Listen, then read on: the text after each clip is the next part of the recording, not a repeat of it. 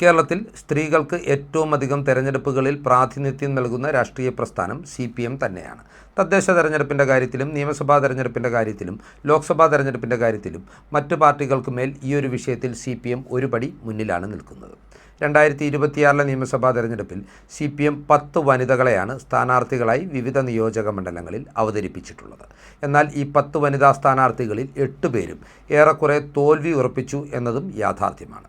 ഇത്തരത്തിൽ CPMൻ്റെ വനിതാ സ്ഥാനാർത്ഥികളിൽ തോൽവി ഉറപ്പിച്ചിട്ടുള്ള ആളുകൾ ആരൊക്കെയാണെന്നാണ് ഈ വീഡിയോയിലൂടെ പ്രേക്ഷകർക്കായി വിശദീകരിക്കുവാൻ ആഗ്രഹിക്കുന്നത്.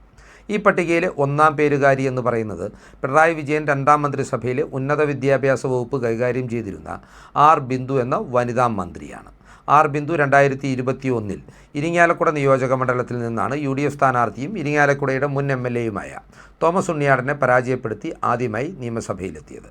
CPM പോളിറ്റ് ബ്യൂറോ അംഗം കൂടിയായിട്ടുള്ള A. വിജയരാഘവൻ്റെ ഭാര്യ എന്ന ആനുകൂല്യത്തിൽ തന്നെയാണ് ആർ ബിന്ദു പിണറായി വിജയൻ മന്ത്രിസഭയിൽ സുപ്രധാന വകുപ്പുമായി ഇടം പിടിച്ചിട്ടുള്ളത്. എന്നാൽ ബിന്ദുവിൻ്റെ നേതൃത്വത്തിൽ ഉന്നത വിദ്യാഭ്യാസ മേഖലയിൽ ഉണ്ടായിട്ടുള്ള തകർച്ചയും അതുപോലെ തന്നെ സഹകരണ ബാങ്ക് തട്ടിപ്പുകളിൽ ഇവരുടെ പങ്കാളിത്തം ആരോപിക്കുന്ന വിഷയങ്ങളും ബിന്ദുവിൻ്റെ ധാർഷ്ട്യം നിറഞ്ഞ ശൈലിയുമെല്ലാം ബിന്ദുവിനെ ഇത്തവണ പരാജയപ്പെടുത്തും എന്ന കാര്യത്തിൽ തർക്കമില്ല.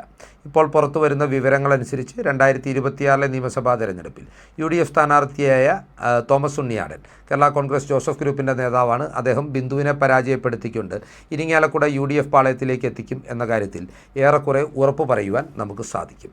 ഈ പട്ടികയിലുള്ള 2ാം പേരുകാരിയും ഒരു വനിതാ മന്ത്രി തന്നെയാണ്. മുൻ മാധ്യമ പ്രവർത്തക എന്ന നിലയിൽ തന്നെ കേരളത്തിന് സുപരിചിതയായിരുന്ന വീണ ജോർജാണ് ഈ നേതാവ്. വീണ ജോർജ് ആരോഗ്യമന്ത്രി എന്ന നിലയിൽ തികഞ്ഞൊരു പരാജയമായിരുന്നു എന്ന് മാത്രമല്ല, വീണ ജോർജിൻ്റെ നേതൃത്വത്തിൽ ആരോഗ്യ വകുപ്പിലുണ്ടായിട്ടുള്ള പാകപ്പിഴകൾ സർക്കാരിൻ്റെ മൊത്തത്തിലുള്ള പ്രതിച്ഛായയെ വലിയ രീതിയിൽ ബാധിക്കുകയും ഈ തെരഞ്ഞെടുപ്പിൽ സർക്കാരിന് അത് വലിയ പ്രതിസന്ധി സൃഷ്ടിക്കുകയും ചെയ്തിട്ടുണ്ട്. 2016 2021 ആറന്മുളയിൽ നിന്ന് വളരെ കംഫർട്ടബിളായിട്ടുള്ള ഭൂരിപക്ഷത്തിൽ വിജയിച്ചു കയറിയ വീണ ജോർജിന് പക്ഷേ ഇത്തവണ ആറന്മുളയിൽ അടിപതറും എന്ന് തന്നെയാണ് റിപ്പോർട്ടുകൾ വ്യക്തമാക്കുന്നത്.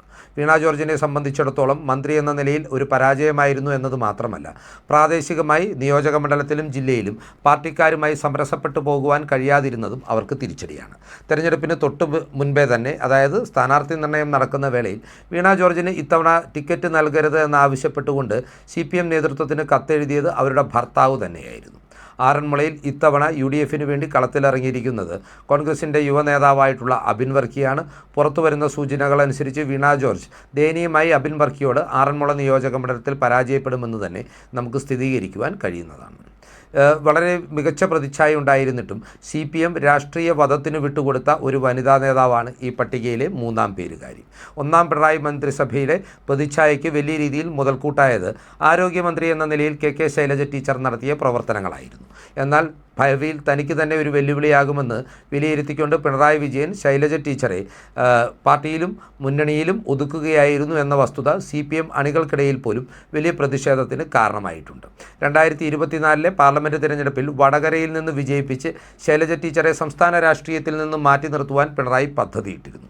എന്നാൽ വടകരയിൽ ഷാഫി പറമ്പിലിനോട് ശൈലജ ടീച്ചർ 1 ലക്ഷത്തിൽ പരം വോട്ടുകൾക്ക് പരാജയപ്പെട്ടതോടെ ശൈലജ ടീച്ചർക്ക് പാർട്ടിയിൽ വേണ്ടത്ര അംഗീകാരം നൽകുമെന്ന് വിലയിരുത്തപ്പെട്ട ഘട്ടത്തിലും പിന്നീടും പാർട്ടിക്കുള്ളിൽ ഇവർ വെട്ടിനിരത്തപ്പെടുന്ന കാഴ്ചയാണ് നമുക്ക് കാണുവാൻ കഴിഞ്ഞത്.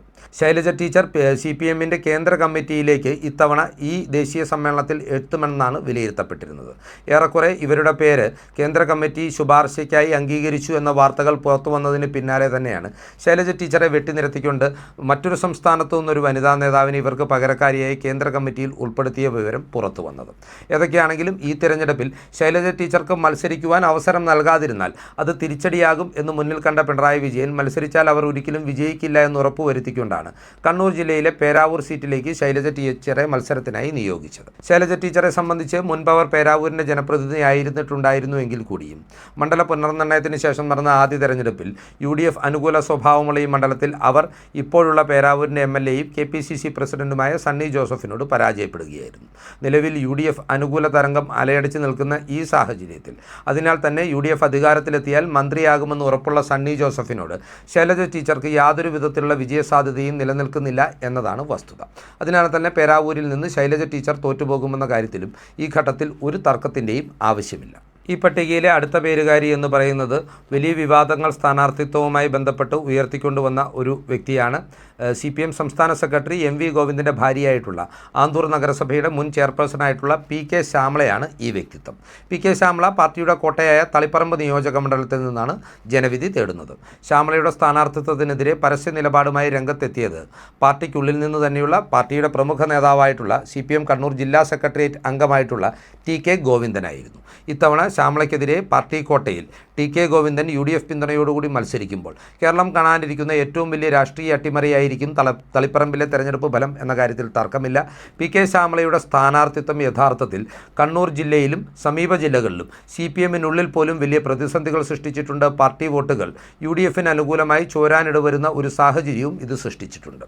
MV ഗോവിന്ദൻ സ്വന്തം പിൻഗാമിയായി ഭാര്യയെ തന്നെ അവതരിപ്പിച്ചതിൽ പാർട്ടി അണികൾക്കിടയിൽ വലിയ പ്രതിഷേധം നിലനിൽക്കുന്നുണ്ട്. അതുകൊണ്ട് തന്നെ പാർട്ടിയുടെ പൊന്നാപുരം കോട്ടയെന്ന് CPMകാർ വിശേഷിപ്പിക്കുന്ന തളിപ്പറമ്പ് നിയോജക മണ്ഡലത്തിൽ നിന്ന് PK ശ്യാമള എന്ന സംസ്ഥാന സെക്രട്ടറി MV ഗോവിന്ദൻ്റെ ഭാര്യ ഈ തെരഞ്ഞെടുപ്പിൽ പരാജയപ്പെടും എന്നുള്ള പൊതുവിലയിരുത്തലുകളാണ് ഇപ്പോൾ പുറത്തു വരുന്നത്. ഏതൊക്കെയാണെങ്കിലും CPM പോലും ഇവിടെ നേരിയൊരു ഭൂരിപക്ഷത്തിന് PK ശ്യാമള വിജയിക്കുമെന്ന് പറയുമ്പോൾ അത് തോൽവിക്ക് മുൻപേ ഉള്ള ഒരു മുൻകൂർ ജാമ്യാപേക്ഷയായിട്ടാണ് രാഷ്ട്രീയ വൃത്തങ്ങൾ വിലയിരുത്തുന്നത്. 2021 ആലപ്പുഴ ജില്ലയിൽ CPM അപ്രതീക്ഷിതമായി അവതരിപ്പിച്ച വനിതാ സ്ഥാനാർത്ഥിയായിരുന്നു അരൂരിൽ നിന്നുള്ള MLA ആയിരുന്ന ദലൈമ ജോജോ. ഇവർ ഒരു സംഗീതജ്ഞ എന്ന നിലയിൽ കേരളത്തിന് സുപരിചിതയായ വ്യക്തിത്വമാണ്. 2021 2019 ഉപതെരഞ്ഞെടുപ്പിൽ വിജയിച്ച് അരൂരിൻ്റെ MLA ആയിരുന്ന ഷാനിമോൾ ഉസ്മാനെയാണ് ദലൈമ ജോജോ പരാജയപ്പെടുത്തിയത്. 2026 ഷാനിമോൾ ഉസ്മാൻ തന്നെ എതിരാളിയായി എത്തുമ്പോൾ നിലവിലെ രാഷ്ട്രീയ സാഹചര്യങ്ങളിൽ ദലൈമ ജോജോയ്ക്ക് ഇവിടെ വിജയസാധ്യതയില്ല എന്നാണ് വിലയിരുത്തുന്നത്. SDPI അനുകൂല നിലപാട് പരസ്യമായി പ്രഖ്യാപിച്ചത് ദലൈമ ജോജോയ്ക്കെതിരെ പാർട്ടിയിലെ ഹിന്ദു വോട്ടുകൾ ഏകീകരിക്കപ്പെടുവാൻ ഒരു സാധ്യത ഒരുക്കിയിട്ടുണ്ടെന്നും പറയപ്പെടുന്നു. അതുപോലെ G സുധാകരൻ ഫാക്ടർ ആലപ്പുഴയിൽ ഏറ്റവും അധികം സ്വാധീനം ചെലുത്തുവാൻ പോകുന്ന ഒരു മണ്ഡലമായും അരൂരിനെ വിലയിരുത്തുന്നുണ്ട്. ഈ കാര്യങ്ങളൊക്കെ പരിഗണിക്കുമ്പോൾ ദലൈമ ജോജോയുടെ പരാജയം ഏറെക്കുറെ ഉറപ്പാണെന്ന് തന്നെ നമുക്ക് പറയുവാൻ സാധിക്കും. 2 ടേം തുടർച്ചയായി കായംകുളം നിയോജക മണ്ഡലത്തിൽ നിന്ന് തിരഞ്ഞെടുക്കപ്പെട്ട CPMൻ്റെ വനിതാ നേതാവാണ് U പ്രതിഭ. U പ്രതിഭയെ സംബന്ധിച്ച് പാർട്ടിക്കുള്ളിൽ നിന്ന് വലിയ രീതിയിലുള്ള എതിർപ്പുകൾ അവർ നേരിടുന്നുണ്ട്. മുൻ മന്ത്രിയായിട്ടുള്ള ഇപ്പോൾ അമ്പലപ്പുഴ നിയോജക മണ്ഡലത്തിലെ UDF സ്ഥാനാർത്ഥിയായിട്ടുള്ള G സുധാകരൻ എന്ന നേതാവിൻ്റെ കണ്ണിലെ കരടുകൂടിയായിരുന്നു U പ്രതിഭ. ഈ അടുത്ത കാലത്ത് അവരുടെ മകൻ ഒരു കഞ്ചാവ് കേസിൽപ്പെട്ടതും അയാളെ അറസ്റ്റ് ചെയ്ത ഉദ്യോഗസ്ഥർക്കെതിരെ ഇവരുടെ ഭാഗത്തു നിന്ന് പ്രതികാര നടപടികൾ ഉണ്ടായതുമെല്ലാം ജനങ്ങൾക്കിടയിൽ ഇവരുടെ പ്രതിച്ഛായയ്ക്ക് വലിയ രീതിയിൽ മങ്ങലേൽപ്പിച്ചിട്ടുണ്ട്. അതിവൈകാരികമായ ചില രംഗങ്ങൾ ഈ തെരഞ്ഞെടുപ്പ് പ്രചരണ കാലത്ത് സൃഷ്ടിച്ചെടുത്തുകൊണ്ട് അതിൻ്റെ ആനുകൂല്യത്തിൽ സഹതാപ തരംഗത്തിൽ വിജയിച്ചു കയറുവാനുള്ള ചില നാടകങ്ങളും U പ്രതിഭയുടെ ഭാഗത്തു നിന്ന് ഉണ്ടായിരുന്നു. എന്നാൽ M ലിജുവിന് അനുകൂലമാണ് ഇവിടെ കാര്യങ്ങളെന്നാണ് വിലയിരുത്തപ്പെടുന്നത്. വിവിധ സർവേകളിലടക്കം ഇവിടെ കൃത്യമായ ഒരു മുൻതൂക്കം M ലിജുവിന് പ്രവചിക്കുന്നുമുണ്ട്. അതുകൊണ്ട് തന്നെ ആലപ്പുഴ ജില്ലയിലെ രണ്ടാമത്തെ വനിതാ സ്ഥാനാർത്ഥിയായിട്ടുള്ള U പ്രതിഭയും ഇത്തവണ പരാജയപ്പെടുമെന്ന് നമുക്ക് ധൈര്യമായി വിലയിരുത്തുവാൻ കഴിയുന്ന ഒരു സാഹചര്യമാണ് നിലനിൽക്കുന്നത്.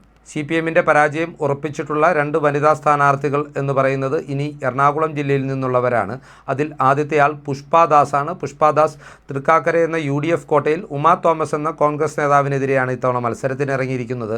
തൃക്കാക്കര കോൺഗ്രസിൻ്റെ പൊന്നാപുരം കോട്ടയായതുകൊണ്ട് തന്നെ അവിടെ എത്രയായിരിക്കും UDF സ്ഥാനാർത്ഥിയുടെ ഭൂരിപക്ഷം എന്ന ചോദ്യം മാത്രമേ ഉദിക്കുന്നുള്ളൂ എന്നതാണ് വസ്തുത. അതിനാൽ തന്നെ പുഷ്പാദാസിൻ്റെ പരാജയവും നമുക്ക് ഉറപ്പായും പ്രവചിക്കുവാൻ കഴിയുന്ന ഒരു കാര്യമാണ്. അടുത്തത് CPMന് വലിയ രീതിയിൽ സ്വാധീനമുള്ള തുടർച്ചയായി CPM പ്രതിനിധികൾ വിജയിച്ചു കയറുന്ന എറണാകുളം ജില്ലയിലെ മണ്ഡലമായിട്ടുള്ള വൈപ്പിനാണ്. അവിടെ MP ഷൈനിയാണ് LDFൻ്റെ സ്ഥാനാർത്ഥിയായി CPMന് വേണ്ടി മത്സരത്തിനിറങ്ങുന്നത്. വൈപ്പിൻ മണ്ഡലത്തിലെ സിറ്റിംഗ് MLA ആയിട്ടുള്ള KN ഉണ്ണികൃഷ്ണനെ ഇത്തവണ ചില അപവാദങ്ങളുടെ പശ്ചാത്തലത്തിൽ തൃപ്പൂണിത്തുറയിലേക്ക് മാറ്റിക്കൊണ്ടാണ് വനിതാ സ്ഥാനാർത്ഥിയെ വൈപ്പിനിൽ കളത്തിലിറക്കുവാനുള്ള തീരുമാനം CPM എടുത്തിട്ടുള്ളത്. എന്നിരുന്നാൽ പോലും കൊച്ചിയുടെ മുൻ മേയറായിട്ടുള്ള ടോണി ചമ്മണി എന്ന കോൺഗ്രസ് നേതാവ് വൈപ്പിനിൽ കളത്തിലിറങ്ങുമ്പോൾ ഇവിടെ അത്ഭുതങ്ങൾ സൃഷ്ടിക്കുവാൻ UDFന് കഴിയുമെന്നാണ് പൊതുവിലയിരുത്തൽ. അതുപോലെ തന്നെ 2025 തദ്ദേശ തെരഞ്ഞെടുപ്പിലും UDFന് വലിയ മുന്നേറ്റം വൈപ്പിനിൽ ഉണ്ടാക്കുവാൻ സാധിച്ചിട്ടുണ്ട്. അതിനാൽ തന്നെ MP ഷൈനിയുടെ പരാജയവും നമുക്ക് ഏറെക്കുറെ ഈ ഘട്ടത്തിൽ ഉറപ്പിച്ചു പറയുവാൻ സാധിക്കുന്നതാണ്. ഇത്തരത്തിൽ CPM കളത്തിലിറക്കിയിരിക്കുന്ന 10 വനിതാ സ്ഥാനാർത്ഥികളിൽ 8 പേരും പരാജയം ഉറപ്പിക്കുമ്പോഴും മറ്റ് 2 പേരുടെയും വിജയം ഉറപ്പാണെന്നും നമുക്ക് പറയുവാൻ സാധിക്കില്ല.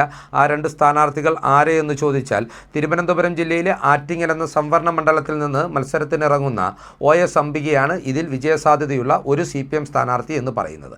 എന്നാൽ പോലും BJPയിൽ നിന്ന് അപ്രതീക്ഷിതമായ രീതിയിൽ വലിയ വെല്ലുവിളിയാണ് ഇവിടെ OS അംബികയ്ക്ക് നേരിടേണ്ടി വന്നിട്ടുള്ളത്. OS അംബികയുടെ ധാർഷ്ട്യം നിറഞ്ഞ ശൈലിയെക്കുറിച്ച് ജനങ്ങൾക്കിടയിൽ വലിയ അവമതിപ്പ് നിലനിൽക്കുന്ന സാഹചര്യത്തിൽ ഒരുപക്ഷേ BJP വളരെ അപ്രതീക്ഷിതമായി ഈ നിയോജക മണ്ഡലത്തിൽ അട്ടിമറി സൃഷ്ടിക്കും എന്ന തലത്തിൽ പോലും പല പ്രീപോൾ സർവേകളിലും സൂചനകൾ പുറത്തു വന്നിരുന്നു. ഏതൊക്കെയാണെങ്കിലും നിലവിൽ കൃത്യമായ ഒരു മേൽക്കൈ OS അംബികയ്ക്ക് ആറ്റിങ്ങൽ നിയോജക മണ്ഡലത്തിൽ ഉണ്ട് എന്ന് തന്നെയാണ് ഞങ്ങളുടെ വിലയിരുത്തൽ. CPMൽ നിന്ന് വിജയസാധ്യതയുള്ള രണ്ടാമത്തെ സ്ഥാനാർത്ഥി എന്ന് പറയുന്നത് K. ശാന്തകുമാരിയാണ്. പാലക്കാട് ജില്ലയിലെ കോങ്ങാട് നിയോജക മണ്ഡലത്തിൽ നിന്നാണ് ശാന്തകുമാരി ജനവിധി തേടുന്നത്. ഇവിടെ പതിവില്ലാത്ത രീതിയിലുള്ള കടുത്ത മത്സരം ഇവർ നേരിടേണ്ടി വരുന്നുണ്ട്. ഇവിടെ സ്ഥാനാർത്ഥി എന്ന് പറയുന്നത് UDF സ്ഥാനാർത്ഥി എന്ന് പറയുന്നത് പാലക്കാട് MP ആയിട്ടുള്ള VK ശ്രീകണ്ഠൻ്റെ ഭാര്യയായ KA തുളസിയാണ്. എന്നിരുന്നാൽ പോലും പാർട്ടിയുടെ ഉറച്ച കോട്ടയെന്ന നിലയിൽ ഇവിടെയും ഏറെക്കുറെ വ്യക്തമായ ഒരു ലീഡ് നിലനിർത്തുവാൻ ഇവർക്ക് സാധിക്കുന്നുണ്ട് എന്നാണ് ഇപ്പോൾ പുറത്തുവരുന്ന റിപ്പോർട്ടുകൾ സൂചിപ്പിക്കുന്നത്. പിണറായി വിരുദ്ധ തരംഗം ആഞ്ഞടിച്ചാൽ മാത്രം കോങ്ങാട് LDFന് പരാജയമുണ്ടാകുവാനുള്ള സാധ്യത നിലനിൽക്കുന്നുണ്ട് എന്ന യാഥാർത്ഥ്യം കൂടി പ്രേക്ഷകർക്കായി പങ്കുവെക്കുകയാണ്. ഇത്തരത്തിൽ CPMൻ്റെ 10 വനിതാ സ്ഥാനാർത്ഥികളിൽ പരാജയം ഉറപ്പിച്ചിട്ടുള്ള 8 പേരെക്കുറിച്ചുള്ള വിശദാംശങ്ങൾ നിങ്ങൾക്കായി പങ്കുവെച്ചുകൊണ്ട് ഈ വീഡിയോ ഇവിടെ അവസാനിപ്പിക്കുകയാണ്. കൂടുതൽ രാഷ്ട്രീയ വാർത്തകൾക്കും വിശകലനങ്ങൾക്കുമായി ഞങ്ങളുടെ ചാനൽ സബ്സ്ക്രൈബ് ചെയ്യുക. നന്ദി.